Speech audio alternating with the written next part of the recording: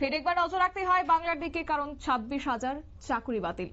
আর সেই নিয়ে এবার নাম উঠে আসলো শান্তিপুর গার্লস উচ্চ বিদ্যালয়ের 6 জন শিক্ষিকার, যাদের চাকরি বাতিল হয়েছে এবং যাকে কেন্দ্র করে একটা সুপ্রিম কোর্টের রায়ে গোটা রাজ্য জুড়ে প্রায় চাকরির বাতিলের সংখ্যা 26,000, যার মধ্যে নদিয়াতেও ব্যতিক্রম নয়। নদিয়ার বিভিন্ন বিদ্যালয় সহ ইনস্টিটিউট মিলিয়ে একাধিক শিক্ষক এবং শিক্ষিকার চাকরি বাতিল হয়েছে। ঠিক তেমনি নদিয়ার শান্তিপুর শরৎ কুমারী উচ্চ বিদ্যালয় এবং শান্তিপুর সূত্রাগড় গার্লস হাই স্কুলে একইভাবে চাকরি বাতিলের সংখ্যাটা প্রায় 8 জন।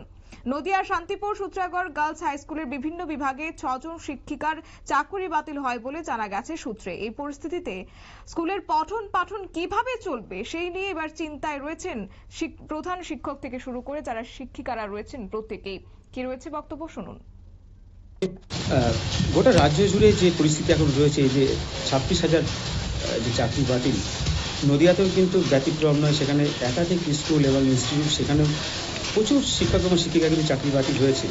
সেখানে দেখা যাচ্ছে Shantipur Sutragarh girls high school একইভাবে কিন্তু দুটা সূত্রের খবর, 6 জনের কিন্তু চাকরি বাতিল হয়েছে। কীভাবে দেখছেন বিষয়টা? দেখছি বলতে, সুপ্রিম কোর্টের রায়টা আমরা শুনেছি, দেখেছি টিভিতে, কিন্তু সরকারিভাবে এখনো অবধি কোনো বিজ্ঞপ্তি নোটিশ কিছু আমাদের কাছে এসে পৌঁছয়নি। সেই জন্য তার ব্যাপারে এখন বিস্তারিত বা সঠিক বক্তব্য আমি আপনাকে বলতে পারবো না। তবে যেটুকুনি শোনা গেছে যে এত 26,000 চাকরি চলে গেছে, আমাদের স্কুলও কিছুটা ক্ষতিগ্রস্ত। এতে করে বিদ্যালয়ের পক্ষে যেটা সব থেকে বাজে ব্যাপার হলো, আমরা তিল করে এই স্কুলকে কোন জায়গা থেকে আজকে কত সুন্দর জায়গায় নিয়ে এসেছি আনতে পেরেছি।